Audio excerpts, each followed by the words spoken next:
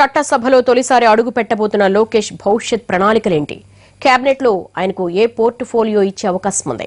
Party మంత్రి పదవుల్ని ఎలా సమన్వయం చేసుకోబోతున్నారు? ప్రభుత్వంలో ఆయన తన ముద్ర వేయగలుగుతారా? టీడీపీ జాతీయ ప్రధాన కార్యదర్శి నారా లోకేష్ ఆంధ్రప్రదేశ్ శాసనమండలిలో అడుగు పెట్టడం లాంఛనమే. ఎమ్మెల్సీ కోసం అట్టహాసంగా నామినేషన్ వేశారు ఆయన. లోకేష్ కు కేబినెట్ లో బెర్త్ కూడా ఖాయమైంది. అయితే ఏ శాఖ ఇస్తారన్న విషయంలో రెండు రకాల వాదనలున్నాయి. చంద్రబాబు కీలకంగా భావిస్తున్న ఐటీ, పరిశ్రమల శాఖలను ఆయనకిచ్చే అవకాశం ఉందంటున్నారు. ఐటీలో ఆంధ్రను టాప్ పొజిషన్లోకి తీసుకువెళ్లాలన్నది తన టార్గెట్ కాగా, అందులో ఇప్పటికే అనుభవం ఉన్న లోకేష్ కు ఆ బాధ్యతలు అప్పగిస్తే బాగుంటుందని బాబు భావిస్తున్నారట. దాంతో పాటు పెట్టుబడుల విషయంలో కీలకంగా ఉన్న పరిశ్రమల శాఖను అప్పగించే అవకాశం ఉందంటున్నారు. అయితే రెండు శాఖలు ప్రజలతో ప్రత్యక్ష సంబంధం లేనివి. తండ్రి స్థాయిలో గొప్ప నాయకుడిగా ఎదగాలంటే లోకేష్ కు జనంతో నేరుగా ఉండే సంబంధాలు ముఖ్యం.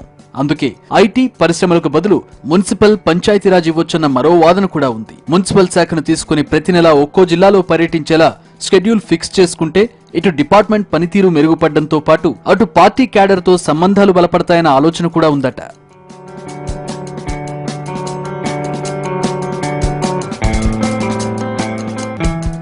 రెండు 2009 నుంచే పార్టీ వ్యవహారాల్లో చురుగ్గా ఉంటున్నారు లోకేష్. నాటి అసెంబ్లీ ఎన్నికల్లో కుప్పం నియోజకవర్గ బాధ్యతలు చూశారు. అప్పట్లో అందరి ప్రశంసలు అందుకున్న నగదు బదిలీ పథకం కూడా చినబాబు మానసిక పుత్రికేనని టీడీపీ నేతలు ఇప్పటికీ చెబుతుంటారు. 2013 నుంచి ప్రత్యక్ష రాజకీయాల్లోకి వచ్చారాయన. నేరుగా పార్టీలో ఉన్నత పదవి తీసుకునే అవకాశం ఉన్నా కాదని అంచెలంచెలుగా ఎదిగారు.